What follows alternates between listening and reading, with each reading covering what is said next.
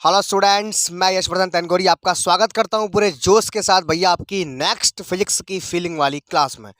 तो भैया जैसा कि आपको पता है हम लोग 2 क्लास पहले से ऑलरेडी देख चुके हैं, तो अगर आपने वो नहीं देखी तो उनको भी इस क्लास के बाद देख लेना। दोनों वीडियोस के लिंक आपको नीचे डिस्क्रिप्शन में मिल जाएंगे। तो भैया उसी सीरीज में आगे बढ़ते हुए कल मैंने आपको करवाया था कि किसी पतले लेंस का अपवर्तन का सूत्र, लेंस मेकर सूत्र, जब भैया लेंस के दोनों ओर का माध्यम एक समान हो।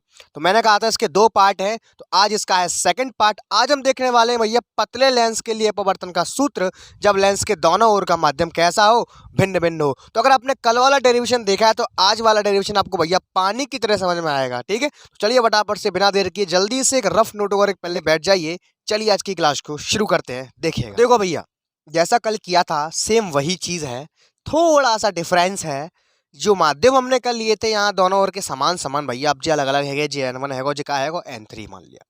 तो चलिए फटाफट से देखते हैं इसकी शुरुआत कैसे करनी है। देखिएगा, माना एक स्मॉल टी मोटाई का एक लेंस कैपिटल एल है, ठीक, जिसके भैया दोनों पृष्ठों के ध्रुव क्रमशः P1 व P2 हैं तथा प्रकाशिक केंद्र C है, एवं लेंस के दोनों पृष्ठों की वक्रता त्रिज्याएं क्रमशः R1 व R2 है। इतना लिखोगे। उसके बाद क्या लिखोगे? उसके बाद लिखोगे लेंस की मुख्य अक्ष पर, या लेंस की मुख्य अक्ष पर लेंस के पहले पृष्ठ के ध्रुव P1 से स्मॉल u दूरी पर किसी बिंदु O पर कोई वस्तु स्थित है, जिससे भैया जैसे पहले हुआ था वही होगा, जिससे चलने वाली प्रकाश किरण, जिससे ए चलने वाली एक प्रकाश किरण मुख्य अक्ष के समांतर तथा प्रकाशिक केंद्र C से होकर जाती है। और ये बात तुम बचपन से जानते हो कि जब भी कोई किरण इस तरह से जाती है तो भैया बिना अपवर्तित हुए सीधे उसी मार्ग में निकल जाती है। ठीक है, फिर आगे क्या लिखोगे? तथा एक अन्य किरण बिंदु O से लेंस के प्रथम पृष्ठ पर किसी बिंदु A पर आपतित होती है। भैया फिर ये दूसरी किरण जो चली है वो किसी बिंदु A पर आपतित हुई है। ठीक है भैया जी, आपतित है रही है। अब आपतित है रही है तो तुम्हें मालूम है, तो देखो भाई साहब, जिस अगर जी आपको विरल माध्यम है और जो कांच आपका सघन माध्यम है, जब कोई प्रकाश किरण विरल माध्यम से सघन माध्यम में जाती है तो भैया उसका अपवर्तन होता है। तो भैया वही काम यहाँ हुआ, इस प्रकाश किरण का अपवर्तन हुआ। अभिलंब से आपको मालूम है जब कोई प्रकाश किरण विरल माध्यम से सघन माध्यम में जाती है तो अभिलंब की ओर झुक जाती है। तो भैया ये अभिलंब है, इसकी ओर हल्की सी क्या हुई है? झुक गई। जानी चाहिए थी ऐसे करके, हल्की सी नीचे झुक गई। इतना करने के बाद वो हल्की सी झुकी है, पहले पृष्ठ द्वारा अपवर्तित किरण जे भई। तो इसका इमेज हमने प्राप्त करने के लिए भैया इसको मैंने पीछे की ओर खींच डाला, क्योंकि तुम्हें मालूम है अगर इमेज डायरेक्ट नहीं बनती है तो आभासी इमेज बनानी पड़ती है किरण को पीछे की ओर खींच करके। तो देखो भाई साहब, पहले पृष्ठ से ये किरण अपवर्तित हुई तो दूसरे पृष्ठ पे चली जाएगी तो इमेज नहीं मिल पाएगी। तो इमेज पाने के लिए भैया मैंने इसको पीछे खींच डाला, जे खींच लिया। और तुम्हें मालूम भैया कि जब हम खींच के प्रतिबिंब बनाते हैं तो हमेशा आभासी बनता है। तो भैया जैसे कल बना था तो ये किरण और ये किरण मैंने पीछे खींच ली और बिंदु आई डैश पर भैया इस वस्तु का आभासी प्रतिबिंब हमें प्राप्त हुआ। ये अपवर्तित किरण को मैंने पीछे की ओर खींच डाला। ठीक है, अब देखो जनता अपवर्तित है, अब लेंस के अंदर चलिए, अब दूसरे पृष्ठ तक पहुंच गई। कहां तक पहुंच गई भैया? दूसरे पृष्ठ तक पहुंच गई। अब देखो बाहर निकलेगी तो भैया अब ये सघन माध्यम है, जो कौन सा माध्यम है? विरल माध्यम है, तो फिर दोबारा अपवर्तित होगी। जब किसी एक माध्यम से दूसरे माध्यम में जाती है तो प्रकाश किरण का अपवर्तन होता है। तो यहाँ देखो भाई साहब, यहाँ मैंने एक अभिलंब डाल दिया ताकि मालूम पड़ जाए कि किरण झुक रही है, कहाँ पे झुक रही है। तो देखो भैया जी मैंने क्या डाल दिया? एक अभिलंब डाल दिया। अब तो मालूम है भैया जब कोई प्रकाश किरण सघन माध्यम से विरल माध्यम में जाती है तो अभिलंब से दूर हटती है। जानी चाहिए थी ऐसा करके, और दूर हट गई। देखो अभिलंब ऊपर रह गया, ये किरण नीचे हट गई। तो भैया इसका जो प्रतिबिंब प्राप्त हुआ वो बिंदु आई पर प्राप्त हुआ। तो कहने का तात्पर्य ये है, दोबारा समझो भैया, जैसा कि कल हो रहा था, कल क्या हो रहा था?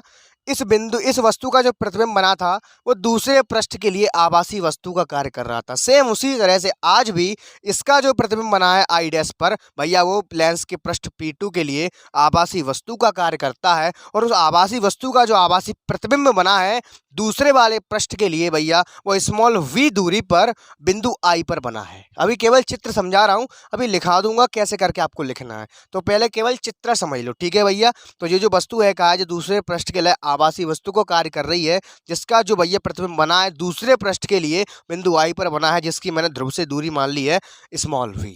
ठीक है। अब यहाँ देखो भैया, जो पहले वाले पृष्ठ के लिए प्रतिबिंब बना था बिंदु आई डैश पर, इसकी यहाँ तक की दूरी मैंने मान ली है वी डैश। जैसे कल मानी जो दूसरा पृष्ठ है उसके लिए ये आई डैश आभासी वस्तु का कार्य कर रहा है, तो भैया वस्तु की दूरी निकालनी पड़ेगी। तो देखो यहाँ से P2 से लेके आई डैश तक की दूरी कितनी है, यहाँ देखो हमें जी मालूम है वी डैश जन तक कितनी है वी डैश है। अब P2 तक यानी कि इतनी टी मोटाई और बढ़ गई, तो भैया मैंने क्या करो टी को इसमें और ऐड कर दिया, क्योंकि जन तक और टोटल नापेंगे, जन तक की वी डैश है, जन तक की और ले लेंगे एक्स्ट्रा टी, भैया क्या है वी डैश प्लस टी। अब दोबारा समझो जामा का भाव देखो, दोबारा समझो जामा का भाव था। देखो जो एक लेंस रखा हुआ था एल, जम पे एक बिंदु ऊपर एक वस्तु थी जिससे प्रकाश किरण चली, ऐसा करके चली, वो सीधी निकल गई, ऐसा चली, जो अपवर्तन हुआ इसका जो हमने खींच के पीछे डाल ली ताकि हमें इसका प्रतिबिंब मिल जाए, नहीं तो ये दूसरे पृष्ठ पे चली जाएगी, तो इस पृष्ठ द्वारा अपवर्तित किरण का प्रतिबिंब ऐसा नहीं मिलेगा। तो हमने प्रतिबिंब प्राप्त करने के लिए इसको पीछे खींच डाला, तो आपको मालूम है कि जब पीछे खींच के डालते हैं आभासी मिलता है। अब ये जो प्रतिबिंब बना है भैया इस दूसरे वाले पृष्ठ के लिए आभासी वस्तु का कार्य करता है, जिसकी इमेज भैया दूसरे पृष्ठ के लिए बिंदु आई पर प्राप्त होती है, दूसरे वाले पृष्ठ के ध्रुव P2 से हुई दूरी पर। दोनों भैया दोनों लेंसों की वक्रता त्रिज्याएं R1 तथा R2 हैं। तो भैया आप समझ में आया चित्र क्या है। अब समझते हैं लिखना कैसे है कॉपी पर। तो देखो भैया बोल रहा हूं वैसे लिखना आपको। देखिए आप लिखोगे, माना एक लेंस कैपिटल L है जिसकी मोटाई T है तथा प्रकाशिक केंद्र C है, एवं दोनों पृष्ठों के ध्रुव क्रमशः P1 व P2 हैं। फिर उसके बाद लिखोगे लेंस के दोनों ओर का माध्यम अलग अलग है जिसके अपवर्तनांक क्रमशः N1 व N3 हैं तथा लेंस का अपवर्तनांक N2 है। अब चूंकि भैया लेंस का अपवर्तनांक है वो N2 है, वो कांच का है, तो ये सघन माध्यम है, तो इन दोनों जिसका जो मान होगा वो N1 N3 से ज़्यादा होगा।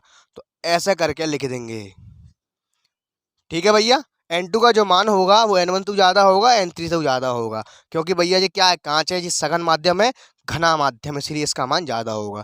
तो कहाँ तक लिख लो, यहाँ तक लिख लो भैया, हमने कहाँ तक लिख लो कि लेंस का अपवर्तनांक N2 है।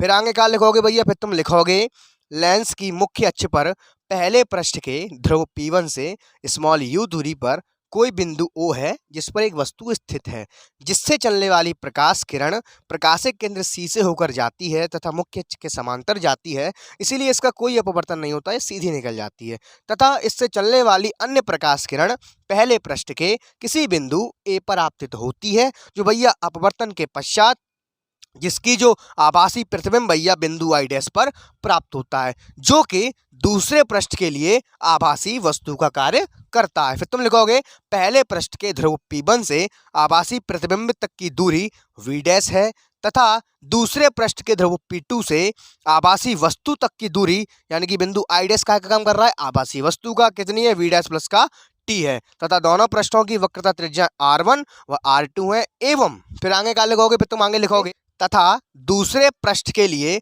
आभासी वस्तु का प्रतिबिंब बिंदु आई पर प्राप्त होता है, जिसकी दूसरे पृष्ठ के ध्रुव P2 से दूरी हुई है। फिर तुम क्या करोगे, बस हो गया काम। इतनी भाषा लिखने के बाद, इतने रामायण लिखने के बाद अब भैया डायरेक्ट सूत्र निकालेंगे। कल कैसे किया था, देखो लेंस बना कैसे है, दो गोलीय पृष्ठों से मिलकर के बना है। तो जैसे कल किया था हम क्या करेंगे, इस पृष्ठ के लिए अपवर्तनांक का सूत्र लगाएंगे, इस पृष्ठ के लिए लगाएंगे, दोनों को जोड़ देंगे तभी तो लेंस पूरा बना है। तो जैसे लेंस बना है वैसे सूत्र को बनाएंगे, तो इसके लिए निकाल लेंगे, इसके लिए निकाल लेंगे, दोनों को जोड़ देंगे, अपना राइट आंसर आ जाएगा। ठीक है, तो देखिएगा। तो क्या लिखोगे भैया, सबसे पहले लिखोगे का प्रथम पृष्ठ के लिए अपवर्तन के सूत्र से। चलिए शुरुआत करते हैं, देखिएगा। प्रथम गोलीय पृष्ठ के लिए, प्रथम गोलीय पृष्ठ के लिए अपवर्तन के सूत्र से क्या होता है भैया, सूत्र लिख लो पहले, जो होता है सो याद ही नहीं करो मोबाइल में। क्या होता है, N2 upon V minus N1 upon U बराबर N2 minus N1 upon R। बहुत बढ़िया। अब देखो बात चल रही है भाई साहब पहले पृष्ठ की, तो जहाँ मैं चीजें चेंज कर लो। पहले पृष्ठ के लिए अगर मैं बात करूंगा तो V है, इसके देखो ये V का के बराबर है V डैश के। V का है प्रतिबिंब की दूरी है, जहाँ V डैश मानी है तो V बराबर का है V डैश है। U तो U ही है, U तो मतलब नहीं है। R कितनी है भैया, R1। तो बस ये चीजें जहाँ डाल देंगे, क्या आंसर आएगा, N2 upon V dash minus का N1 अपॉन U बराबर में N2 minus N1 upon R1। इसको समीकरण नंबर 1 मान लेंगे। अब लिखेंगे भैया इसी प्रकार दूसरे पृष्ठ के लिए अपवर्तन के सूत्र से। देखिएगा, इसी प्रकार इसी प्रकार दूसरे पृष्ठ के लिए अपवर्तन के सूत्र से राइटिंग खराब है भाई साहब, मैं मुंह से बोलने का प्रॉपर प्रयास कर रहा हूं, क्या होता है वो तो दोबारा लिख लो। अब फीलिंग करना भैया, अब दूसरे पृष्ठ की बात चल रही है, अच्छी बात है, तो पहले चलो लिख लो जाए n2 अपॉन वी माइनस का n1 अपॉन यू बराबर में n2 minus n1 upon are. इधर देखो भाई साहब, हमने ये सूत्र पढ़ा है, ये कब पढ़ा है भैया, जब कोई प्रकाश किरण n1 माध्यम से n2 माध्यम में जा रही है, क्योंकि तुम्हें मालूम है यहाँ पे अपवर्तनांक n1 है, इस लेंस का अपवर्तनांक n2 है। तो ये तो तब हो गया जब कोई प्रकाश किरण एक माध्यम से दूसरे माध्यम में जाती है, यानी कि n1 से n2 में जाती है। लेकिन अब दूसरे पृष्ठ की बात करेंगे भाई साहब, तो यहाँ पर जो प्रकाश किरण है वो लेंस के भीतर से बाहर निकल रही है। पहले में कहा रो बाहर से भीतर जा रही, अब कहा रो भीतर तक आने कर रही है भैया बाहर। तुम समझ गए, कहा समझ गए था? देखो रे, जो सूत्र हमने यहाँ लगाया है, ये कब लगाया है, जब माध्यम n1 हो पहला वाला, दूसरा माध्यम n2 हो। अब n2 तो n3 में जा रही है, तो भाई साहब n1 का रोल कौन अदा कर रहा है, यहाँ पे बोला रे बोला n2 अदा कर रहा है, और n2 का रोल कौन अदा कर रहा है, n3। बहुत बढ़िया, सही सोच रहे हो, बहुत बढ़िया होशियार रहेगी, लगा दो यहाँ में। तो देखो n2 का है, दूसरा माध्यम है, और यहाँ इस स्थिति में दूसरा माध्यम कौन सा है, n3। प्रकाश किरण भैया n2 तो क्या में जा रही है, n3। इन दोनों पर फोकस करो, पहला जे दूसरा है, दूसरा कौन सा है, n3। तो क्या बनेगा सूत्र है, बोलो अरे n3 अपॉन वी, बहुत बढ़िया, माइनस का n2 अपॉन यू बराबर में n3 माइनस का n2 अपॉन आर। बहुत अच्छे। अब जहाँ में और देख लेंगे जहाँ में कौन सी चीज का है। तो देखो भैया, जहाँ में जो v है वो तो v ही है, जहाँ में जो u है का है वो जी है v डैश प्लस का t। तो लिखेंगे यहाँ पे u बराबर v डैश प्लस का t, और r बराबर तुम्हारी r2 दूसरे पृष्ठ के लिए। बहुत अच्छे, रख दो इसके अंदर। इसमें रखने के बाद दो समीकरण बनेंगे, इनको जोड़ देंगे, आंसर अपना आ जाएगा। देखिए भैया क्या लिखता हूं मैं, तो देखो भाई साहब क्या बनेगा, n3 upon v minus n2 upon v dash plus का t बराबर n2 minus n1, sorry n3 minus का n2 अपॉन R2। ठीक है भैया, तो चलो फटाफट से थोड़ा सा मैं यहाँ पे रफ करता हूँ, संग संग नोट करते रहिए, और नहीं तो पीछे रह जाओगे, तो वीडियो को प्लेबैक करके देख लेना। ठीक, आगे चलते हैं भैया। तो इसको मान लीजिए समीकरण नंबर 2। अब क्या लिखूंगा मैं भाई, तुम जानते हो समीकरण एक और दो को जोड़ने पर। तो चलो यहाँ से थोड़ा सा और रफ कर देते हैं बस। अब लिखता हूँ यहाँ पे मैं समीकरण 1 व 2 को जोड़ने पर, समीकरण 1 व 2 को जोड़ने पर। तो जरा जोड़ते हैं भैया, क्या है, कुछ नहीं। पहली वाली n2 upon V dash minus का n1 अपॉन यू बराबर n2 minus n1 upon r1।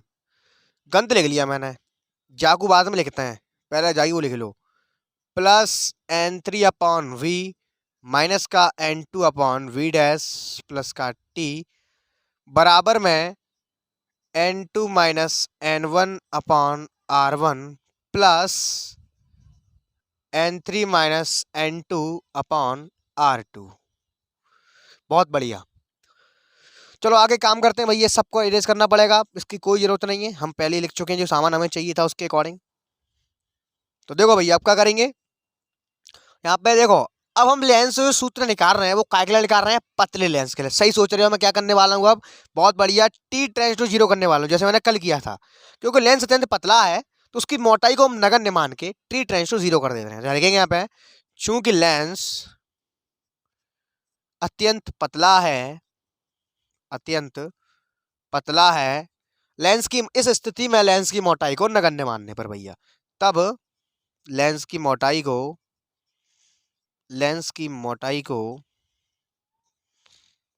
नगण्य मानने पर, नगण्य मानने पर, ठीक है भैया। तो t टेंड्स टू 0 हो जाएगा, तो तुम्हें क्या मिलेगा, तो देखो ये t खत्म हो जाएगा यहाँ से। तो भैया यहाँ पे मैं डायरेक्ट गायब कर दे रहा हूँ, तुम क्या करोगे, अगली लाइन में रखोगे तब t हटा करके लिखोगे, मैं यहीं पे गायब कर दे रहा हूँ। वीडियो से बच गया, कुछ कट रहा है क्या, तो देखो भाई साहब मुझे दिख गया कुछ कुछ कुछ कट रहा है, इससे ये अलविदा हो गया बस, और कुछ नहीं कट रहा है। लिख लो भैया जो बचा तुम पे, क्या क्या बचा है, माइनस का n1 अपॉन यू प्लस, या ऐसा करके लिखो n3 प्लस का, इसको आगे लिख लेना, ठीक है, n3 अपॉन वी माइनस का n1 अपॉन यू बराबर में n2 माइनस का n1 माइनस का n1 upon r1 plus n3 minus का n2 upon r2 is the very very correct answer भैया। यही हमें चाहिए था। ये जो सूत्र निकल करके आया भैया यही है क्या, जब लेंस का माध्यम भिन्न भिन्न हो तब अपवर्तन का सूत्र। बस हो गया काम खत्म, यही लिख देंगे भैया। उपरोक्त सूत्र लेंस मेकर सूत्र है, उपरोक्त सूत्र लेंस मेकर सूत्र है, लेंस मेकर सूत्र है कब, जब लेंस के दोनों ओर का माध्यम अलग अलग हो तब, जब लेंस के दोनों ओर का माध्यम, जब लेंस के दोनों ओर का माध्यम भिन्न भिन्न हो। ठीक, बहुत बढ़िया। अब भैया इसी सूत्र से एक छोटी सी पहल और है, जो हमने सिद्ध किया था इतना लंबा वाला डेरिवेशन, वो इस सूत्र से एक लाइन में आ जाएगा, जो कल सिद्ध हम कर चुके हैं। तो देखो भैया क्या करने वाला तुम समझ गए हो। अब भैया मैं इसी लाइन से अब मैं वो सूत्र प्राप्त करूंगा जब लेंस के दोनों ओर का माध्यम समान हो। तो यानी कि यहाँ पर हमने जो माध्यम माना है, एक तरफ का n1 एक तरफ का n3, इनको हम बराबर करने वाले हैं। तो देखो कल हमने सूत्र निकाला था वो यहीं से एक लाइन में आ जाएगा। चलिए दिखाते हैं। तो भैया लिखूंगा मैं, यदि लेंस के दोनों ओर का माध्यम समान हो तब। तो देखो भैया, यदि लेंस के दोनों ओर का माध्यम समान हो, दोनों ओर का माध्यम समान हो, ठीक है। तो क्या होगा भैया ऐसी स्थिति में, माध्यम समान हो तो अपवर्तन समान कर देंगे, तो n1 बराबर n3। तो जैसे ही तुम इस सूत्र में रखोगे तो तुम ऑटोमेटिक जो कल निकाल चुके हैं वो प्राप्त हो जाएगा। चलो रख के चेक कर लेते हैं। लो भैया, n1 अपॉन वी माइनस का n1 अपॉन यू, अब n3 के क्या रखेंगे, n1 रखेंगे, बहुत बढ़िया। n2 माइनस का n1 upon r one plus का, भैया जो r वन है ठीक है, प्लस का n1 माइनस का n2 अपॉन r2। फीलिंग आ चुकी है, कल जो निकाल चुके थे वो चीज आ रही है। तो लो भैया निकल आई। अब मैं क्या करूंगा, ले लो भैया इसमें से n1 common, 1 upon V minus का 1 अपॉन यू। अब यहाँ देखो ये n2 माइनस n1 है, यहाँ है n1 माइनस n2। जब मैं कॉमन लूंगा तो दोनों कोष्टक सेम होने चाहिए। तो भैया ये सेम तो है नहीं है, तो जब मैं माइनस कॉमन ले रहा हूँ, जैसे ही मैंने माइनस कॉमन लिया भैया चिन्ह उलट गए, तो भैया ये चीज़ ऐसी आ गई। अब जहाँ में से कॉमन आ रहा तो ले लो कॉमन, n2 माइनस का n1 मैंने ले लिया कॉमन, अंदर का बचो 1 upon r1 minus 1 upon r2। तो तुम जो कहोगे ये आ चुका है कल वाला क्वेश्चन, इसका डिवाइड इधर लग गया, तो क्या बचा n2 अपॉन n1 माइनस का 1 और 1 upon r1 minus 1 upon r2। बहुत बढ़िया, कल जो सिद्ध किया था कि ये चीज़ आई, सेम टू सेम वही आया है। बहुत बढ़िया, देख रहे हो कितनी आसानी से आ गया, एक लाइन में एक छोटा सा स्टेप रखने के बाद यहीं से वो कल हम जो निकाल चुके हैं वो चीज़ आ चुकी है। तो अब क्या करते हैं, यहाँ में अब नेको कचू कर दो, लिख देंगे यहाँ पर, यदि लेंस के दोनों ओर का माध्यम y हो तब तुम जानते हो n1 बराबर 1 होता है। तो 1 upon B minus 1 upon u बराबर n2 माइनस का 1 और 1 upon r1 minus 1 upon r2। बहुत अच्छे। अब जो कल किया वही करेंगे। माना यदि वस्तु अनंत पर स्थित हो, तो अनंत पर स्थित हो भैया वस्तु की स्थिति इन्फिनिटी हो जाएगी, और जैसे इन्फिनिटी होती है तुम जानते हो जो v है भैया वो f के बराबर हो जाती है। तो ओवरऑल जो फुल और फाइनल आंसर आया वो जी आया। यहाँ देखो ये 1 अपॉन इन्फिनिटी यहाँ पर 0 बन जाएगा, ये चीज़ हट जाएगी, मैंने कल भी बताया था। तो क्या आंसर आएगा, अरे बोलो अरे n2 माइनस का r1 1 upon r1 minus 1 upon r2 is the very very correct answer of the given derivation. उसी के साथ डेरिवेशन होता है संपन्न। तो आई होप फुल एंजॉय किया होगा, जैसा कल किया था उसी बखूबी मैंने प्रयास किया है आपको समझाने का, अपना 100% दिया है। अगर क्वेश्चन कैसा लगा, मज़ा आया कि नहीं आया, नीचे कमेंट करके ज़रूर बताना। अगर नए हो तो सब्सक्राइब करो, अगर वीडियो पसंद आई तो लाइक करके जाना, और अपने बेस्ट फ्रेंड को शेयर ज़रूर करके जाना। इसी के साथ मैं यशवर्धन तनगुरिया लेता हूँ आपसे विदा। मिलते हैं एक और नेक्स्ट डेरिवेशन में बड़ा ही जोरदार टॉपिक के साथ। तब तक के लिए सी यू टुमारो के बाय, टेक केयर।